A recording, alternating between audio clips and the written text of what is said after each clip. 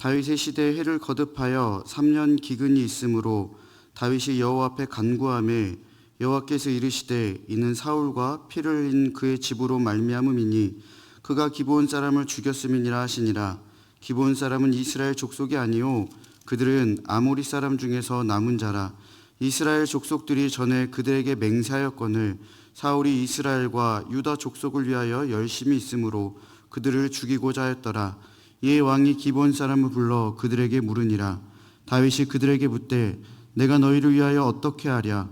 내가 어떻게 속죄하여야 너희가 여호와의 기업을 위하여 복을 빌겠느냐 하니 기브온 사람이 그에게 대답하되 사울과 그의 집과 우리 사이의 문제는 은금에 있지 아니하오며 이스라엘 가운데에서 사람을 죽이는 문제도 우리에게 있지 아니하니이다 하니라.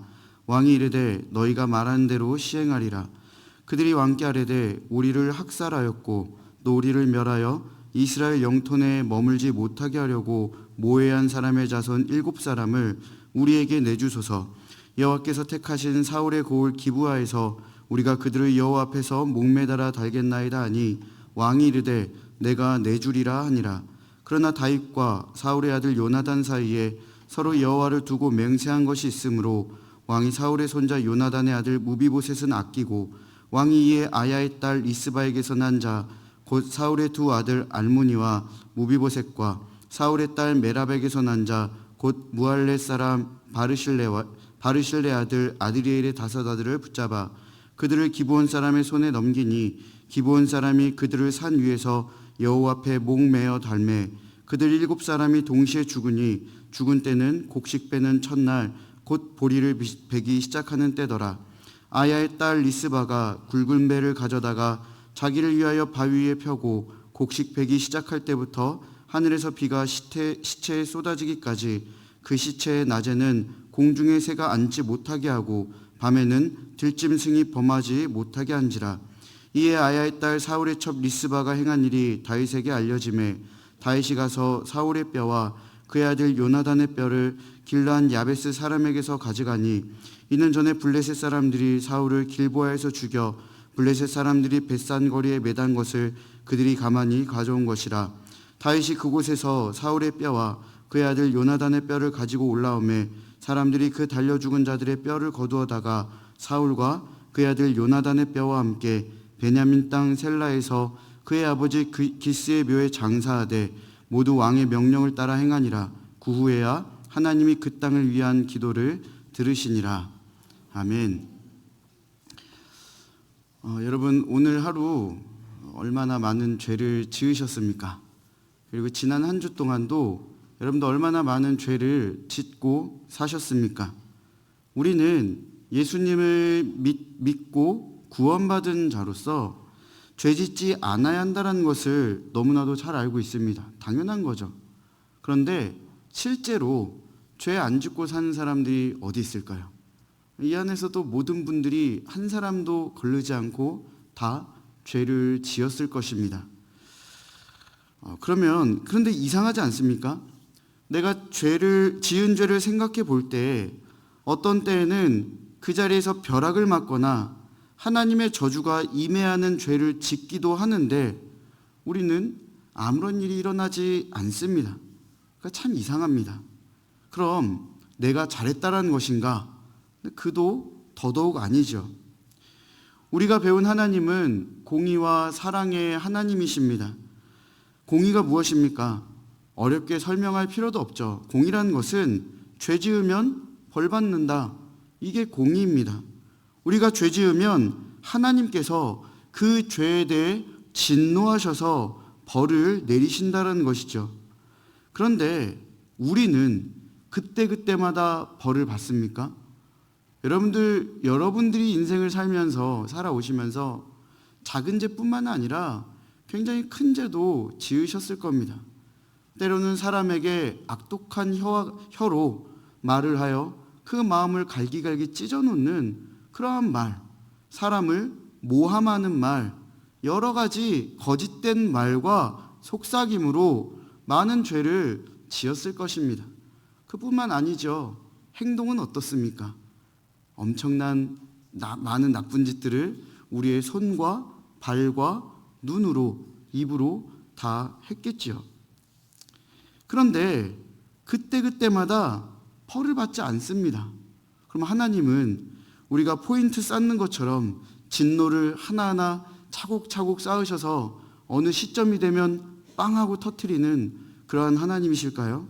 그것도 아닙니다.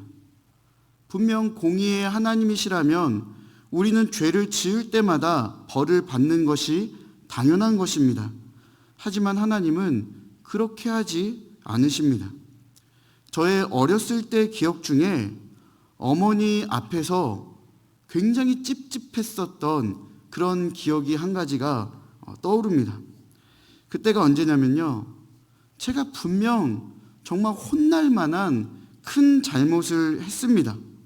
근데 분명 어머니도 알고 계세요. 그런데 어머니가 혼내거나 잔소리를 하지 않으십니다. 그러니까 굉장히 분명히 혼나야 되는데 이거 이럴 일이 아닌데 아무 말씀도 안 하시고 또 인상도 쓰지 않으시고, 그러니까 제 마음이 너무너무 찝찝하죠. 차라리 맞는 게 편하고 한 소리 듣는 게 편한데 저의 잘못에 대해 아무런 말씀도 없으셨던, 그리고 표정도 그냥 평소와 똑같은 그런 표정의 어머니의 그 모습, 그 관계, 그 상황이 굉장히 찝찝했던 기억으로 떠오릅니다. 근데 여러분, 왜 우리 어머니가 저를 바로 혼내지 않으셨을까요? 그 이유를요, 시간이 지나서야 알게 됩니다. 그러니까 정확하게 말하면 결혼을 하고 자녀를 낳아보니까 그제서야 그 이유를 조금은 알게 되겠더라고요. 타이밍을 기다리셨던 겁니다. 타이밍. 그런데 혼낼 타이밍, 요놈 언제 혼낼까? 이 타이밍이 아니라 저에게 제 잘못을 말씀해 주셨을 때 제가 그 이야기를 듣고 막 반항하고 따박따박 따지는 게 아니라, 이게 내가 반성해야 되는구나, 이렇게 받아들일 그 상황, 그리고 저의 감정 상태 등 이런 모든 것들을 다 보시면서 저에게 타이밍을 기다리신 것입니다. 그러니까 혼낼 타이밍이 아니라 제가 받아들일 수 있는 저의 타이밍을 어머니께서 기다려 주신 것입니다.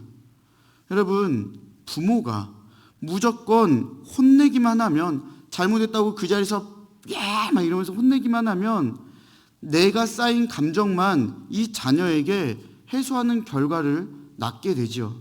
하지만 정말로 아들을 사랑한다면 이 아이가 진짜 큰 잘못을 했을 때 바른 길로 갈 수 있도록 인도하는 것이 우선순위이지 않겠습니까?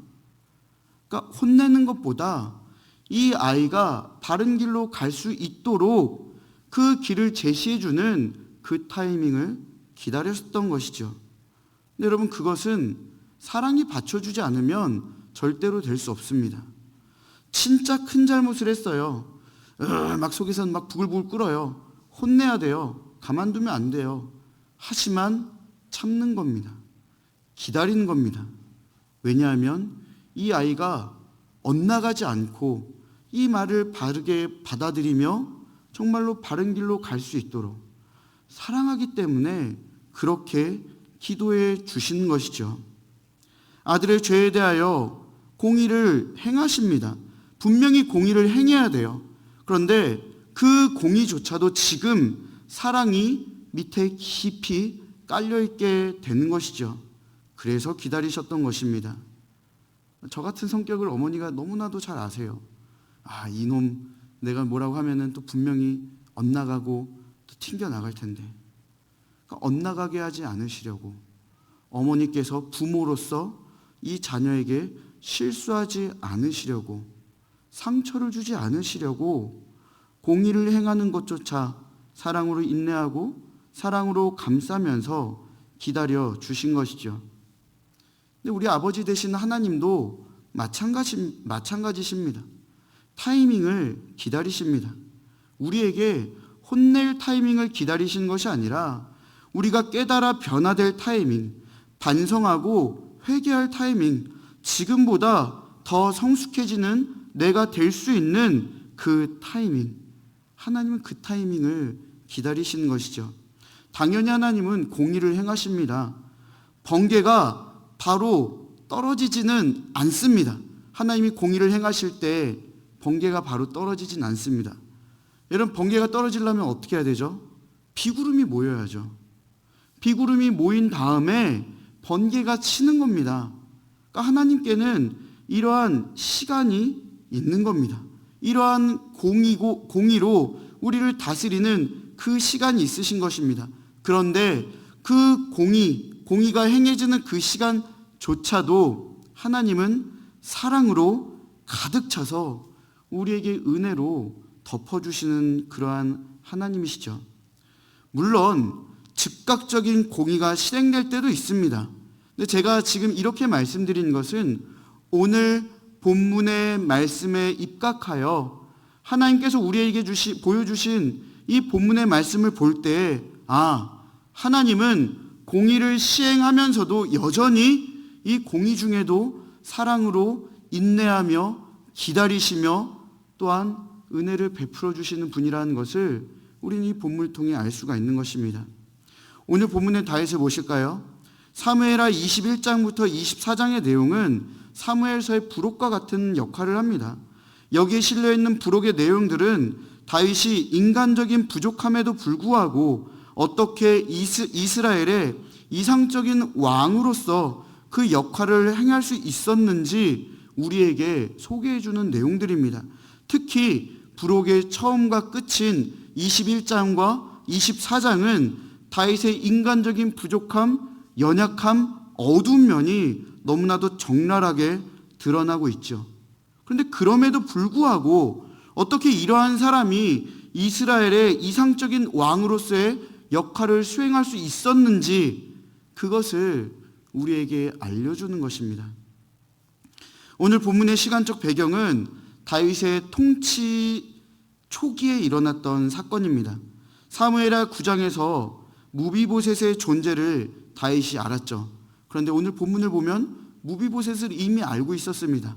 그러니까 사무엘하 9장 이후이며 압살롬의 반란이 일어나기 전인 그 사이에 일어났던 사건을 오늘 기록하고 있습니다. 다윗 왕정 초기에 기근이 3년 동안 이어지죠. 하나님께서는 다윗에게 기근이 일어난 이유를 분명하게 말씀해 주십니다.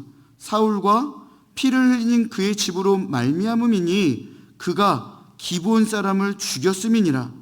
기근이 일어난 이유가 사울이 기브온 사람을 죽여서 피를 흘렸기 때문이다. 하나님이 직접 말씀해 주시죠. 근데 여러분, 이상하죠? 앞전에 왕이었던 사울의 그 개인의 잘못이 어떻게 지금 다윗으로 왕이 바뀌었음에도 불구하고 이 나라를 3년 동안 고통스럽게 한 것일까?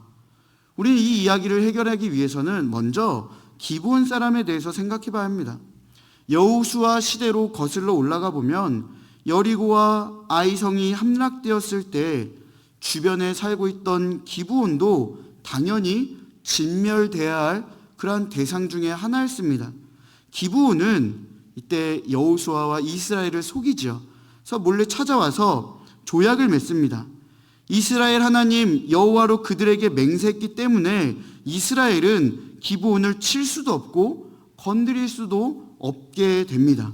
그리고 이스라엘이 그들과 맹세를 했기 때문에, 하나님의 이름으로 맹세를 했기 때문에 그들이 어려움에 빠졌을 때 그들을 도운 일 또한 성경에 그대로 기록되어 있죠. 이후에 기브온은 이스라엘의 비천한 일들을 담당하게 되었고 베냐민 지파에 할당되어 레위 사람에게 주어지게 됩니다. 그러니까 어떻게 보면 하나님은 이들을 다 진멸하라고 하셨지만 기브온의 입장에서 볼 때에는 참 지혜로웠던 겁니다. 진멸을 당한 것보다 차라리 노예로 사는 게 더 낫죠.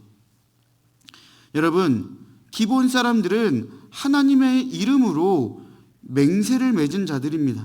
그러한 자들을 사울이 하나님께 여쭤보지도 않고 학살해버리죠. 사울이 그들을 학살했다는 것은 곧 하나님의 이름으로 맺은 그 언약을 하나님이 파기한 게 아니라 사울이 감히 파기해 버린 것입니다. 어마어마한 죄악이죠. 게다가 역대상 9장을 보면 사울과 기브온은 친족 관계임을 확인할 수 있습니다. 그러니까 사울은 지금 누구를 죽인 겁니까? 친족을 죽인 것입니다. 사울 스스로 친족을 학살하고 하나님의 이름으로 맺은 언약을 그 스스로 파기했기에 하나님께서 3년간 기근을 내리신 것입니다. 근데 이것은 다윗이 저지른 죄가 아니었지만 대표성의 원리에 의해 이스라엘이 기브온과 맺은 언약을 깨트린 셈이 된 것이죠.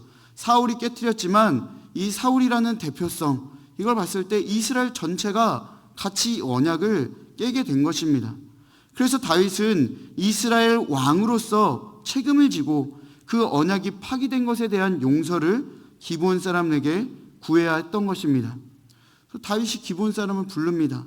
내가 너희를 위하여 어떻게 하랴? 내가 어떻게 속죄하여야 너희가 여호와의 기업을 위하여 복을 빌겠느냐? 이렇게 말하면서 그들의 요구를 들어주겠다라며 경청과 배려의 자세를 보여줍니다. 근데 이때 기브온 사람들이 다윗에게 사울과 자신들의 문제는 은금에 있지 않습니다, 이렇게 이야기를 하죠. 그래서 물질적 보상으로는 사울이 저지른 학살을 속죄할 수 없다라는 뜻을 밝힙니다. 그들은 사울이 흘린 피에 상응하는 처벌을 바라고 있었던 것이죠. 우리는 이 시점에서 신명기 24장 16절의 말씀을 읽어봐야 합니다. 우리 신명기 24장 16절 말씀을 함께 찾아보겠습니다.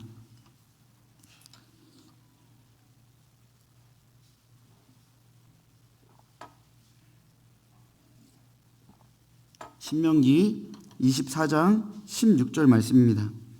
함께 읽겠습니다. 아버지는 그 자식들로 말미암아 죽임을 당하지 않을 것이요 자식들은 그 아버지로 말미암아 죽임을 당하지 않을 것이니 각 사람은 자기 죄로 말미암아 죽임을 당할 것이니라. 율법이 말하는 것은 아버지의 죄로 아들을 죽여서는 안 된다라는 것입니다. 아버지뿐만 아니죠. 그 조상의 죄로 말미암아 후대가 죽임을 당해서는 안 되는 것입니다. 여러분, 다윗이 이 율법을 몰랐을까요? 모르지 않습니다. 놀랍게도 다윗은 그들의 요구를 수용합니다. 그러면서 요나단과 한 맹세로 인해 무비보셋만은 살려주는 그러한 모습을 보여주지요. 여러분, 다윗의 이러한 결정을 여러분 어떻게 생각하십니까? 제가 설교 초반에 이런 말씀을 드렸죠. 다윗이 인간적인 부족함에도 불구하고 어떻게 이스라엘의 이상적인 왕으로 그 역할을 행할 수 있었는지 오늘 본문이 우리에게 소개해 준다라고 말씀을 드렸습니다. 여러분, 바로 이 부분, 지금 이러한 부분들이 다윗의 인간적인 부족함을 우리에게 보여주는 부분입니다. 하나님께서 친히 이스라엘에 기근을 내리신 이유를 말씀하셨죠.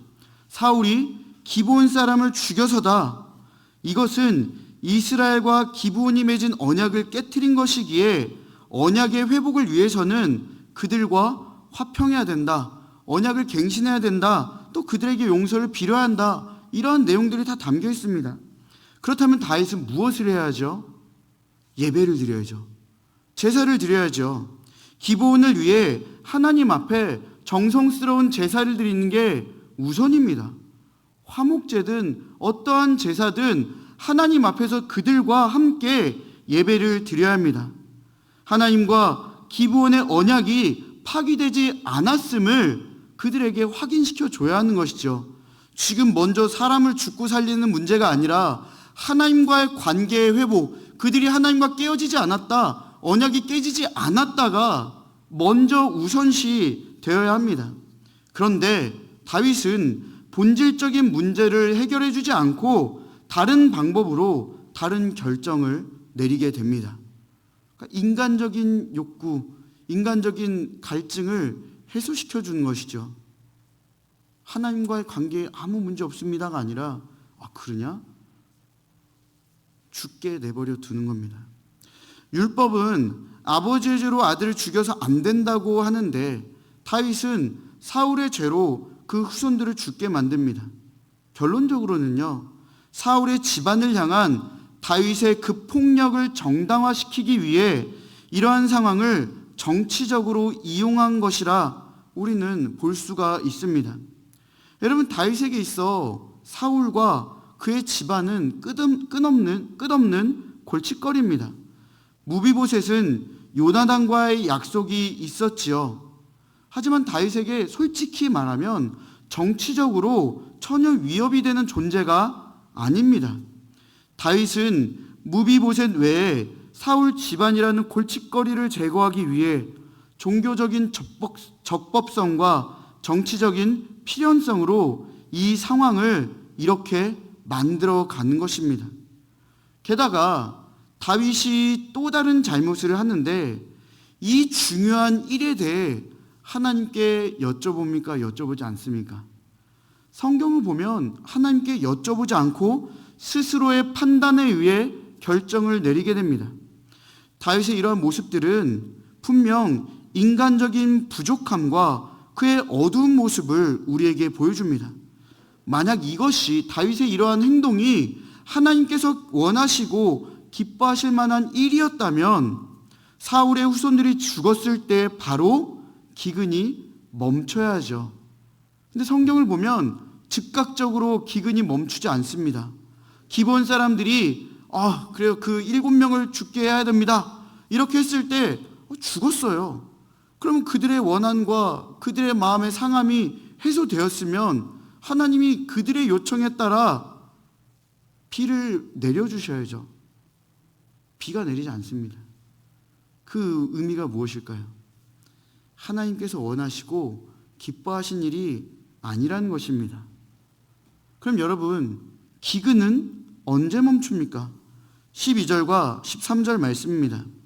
다윗이 그곳에서 사울의 뼈와 그의 아들 요나단의 뼈를 가지고 올라오매 사람들이 그 달려 죽은 자들의 뼈를 거두어다가 사울과 그의 아들 요나단의 뼈와 함께 베냐민 땅 셀라에서 그의 아버지 기스의 묘에 장사하되 모두 왕의 명령을 따라 행하니라. 그 후에야 하나님이 그 땅을 위한 기도를 들으시니라.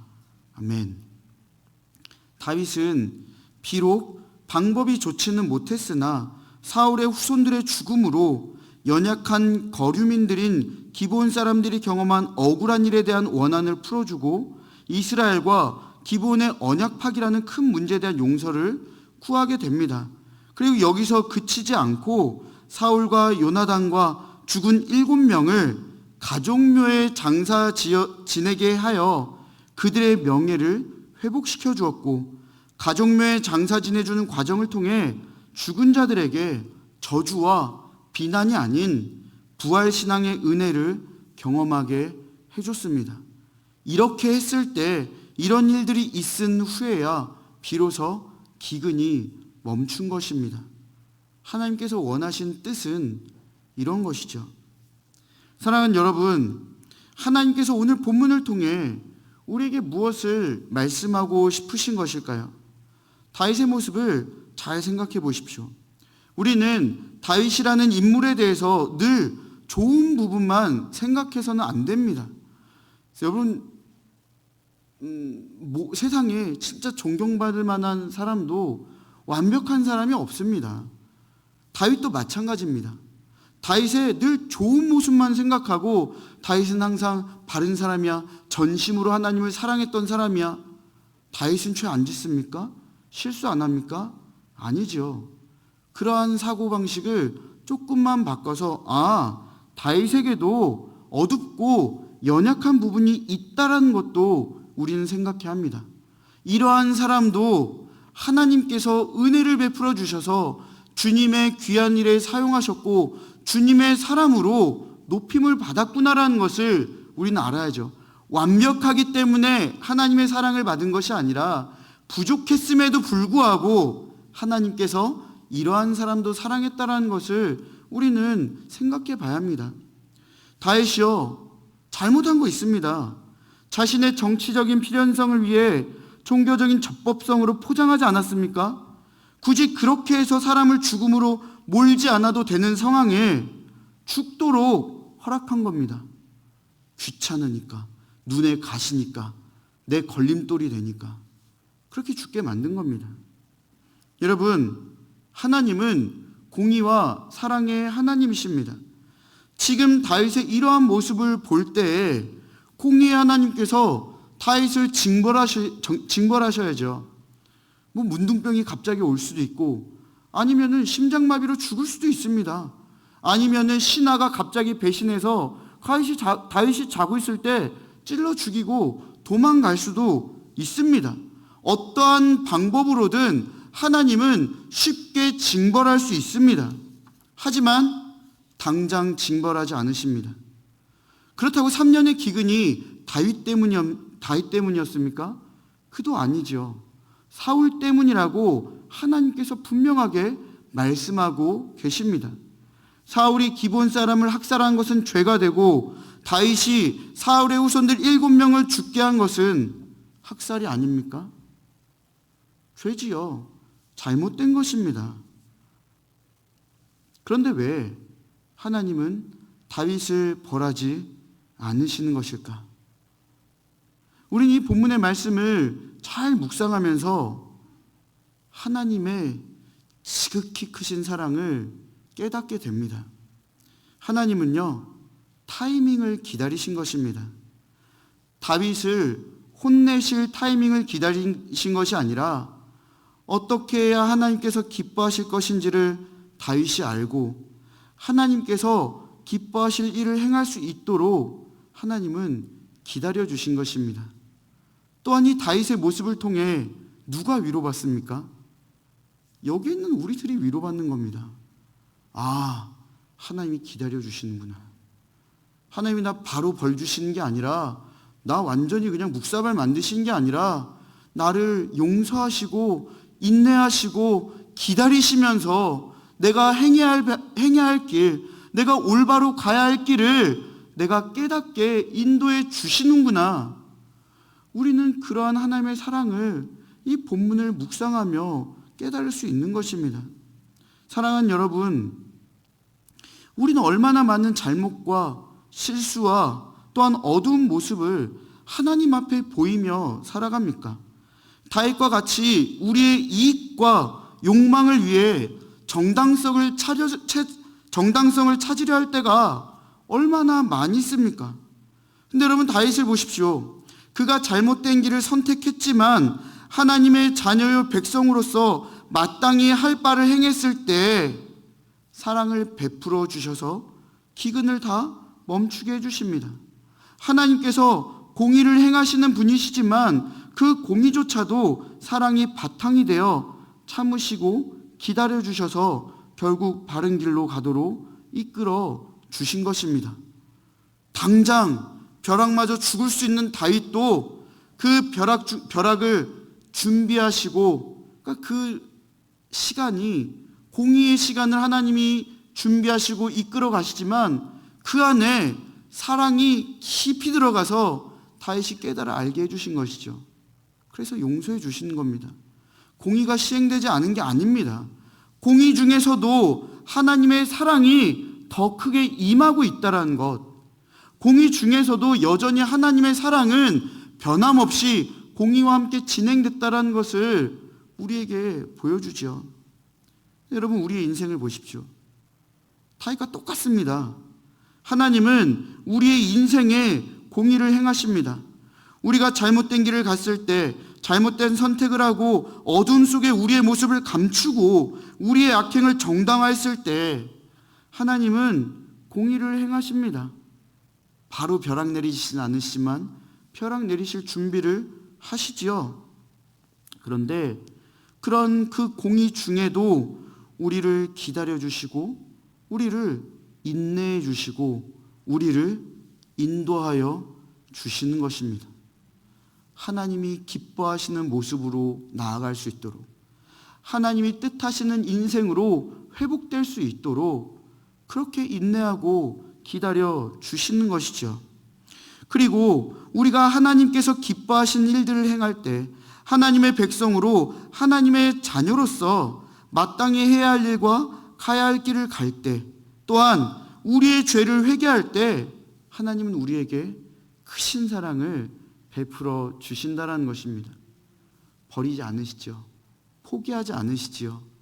여전히 우리에게 사랑을 베풀어 주시고 사랑을 고백하시죠. 다윗의 인생을 보십시오. 항상 착하고 좋았던 것은 아니죠.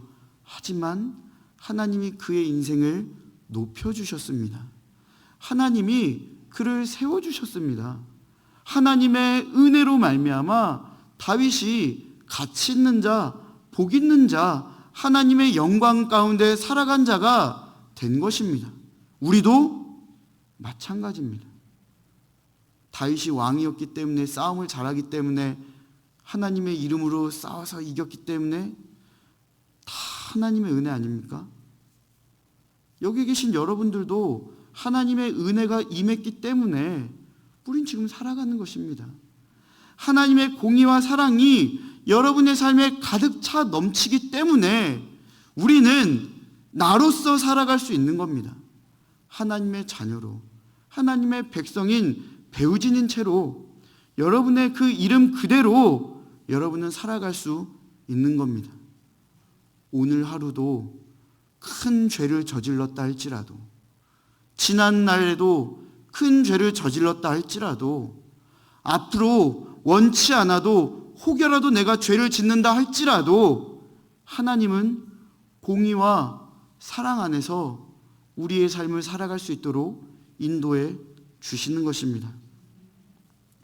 사무엘서의 부록을 통해 다윗의 인간적인 모습을 우리에게 보여주시지만, 그럼에도 그가 이스라엘의 이상적인 왕으로 역할을 수행하게 된 그 배경, 하나님의 사랑이 다윗에게 임했기 때문입니다. 잘못했어도, 그 잘못한 시간 속에서도 하나님은 변함없이 사랑하신 것입니다. 공의를 행하지 않는 것이 아니에요. 오늘 본문의 말씀만 보면요, 여러분, 하나님은 분명히 공의를 행하시는 분이세요. 그냥 다윗이니까 용서해 주시는 게 아니에요. 제가 참 적절한 표현을 잘 사용한 것 같은데, 번개를 내리기 위해 피구름을 준비하고 계십니다. 공의가 시행되는 거잖아요.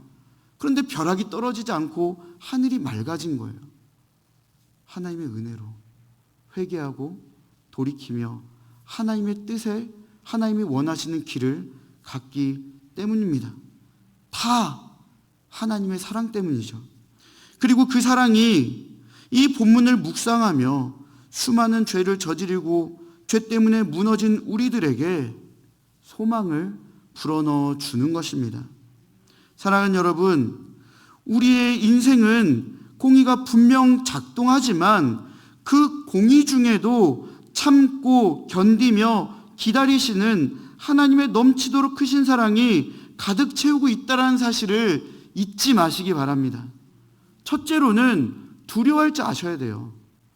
내가 죄를 지었을 때, 이 죄는 하나님 앞에서 결코 피해갈 수 없는 죄구나, 공의가 실행되겠구나. 그러나 두 번째로는 그럼에도 하나님은 나를 사랑하시고 용서하기를 원하시고 나에게 바른 길로 가기를 인도하시는 그러한 사랑의 하나님이시구나. 그 사실에 우리가 감사하며 기뻐할 줄을 알아야 한다는 겁니다. 우리가 뭐가 잘났습니까? 이 중에 잘난 사람이 누가 있습니까? 돈이 많으면 잘난 겁니까? 세상적인 명예나 지위가 높으면 잘난 겁니까? 땅땅거리면서 큰 소리 치며 살 수 있는 겁니까? 아니요. 이 세상에 잘난 사람은 한 사람도 없습니다. 그런데 그 하나님이 우리 가운데 임재해 주셔서 우리를 잘나게 만들어 주신 겁니다. 보잘것없는 사람을, 볼품없는 사람을 그 공의와 사랑 중에서도 높여주시고 세워주신 것입니다. 그게 바로 여러분과 저입니다. 그 모임이 바로 우리 송파제일교회입니다.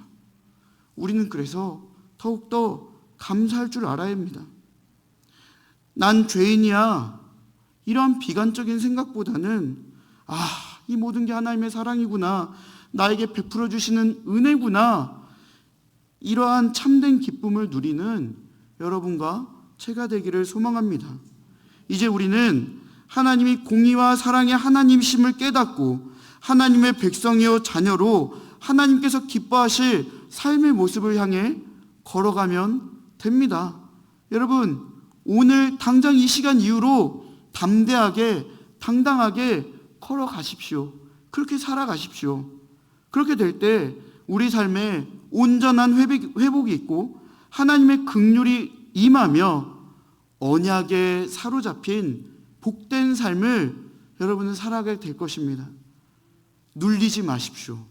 오히려 기뻐하고 감사하십시오. 하나님의 사랑이 나에게 얼마나 어떻게 크게 임했는지 그 사실에 기뻐하며 감사하는 이 시간 되기를 소망합니다. 이러한 은혜가 이 자리에 계신 여러분과 저에게 차고 넘치도록 부어주시기를 축원합니다.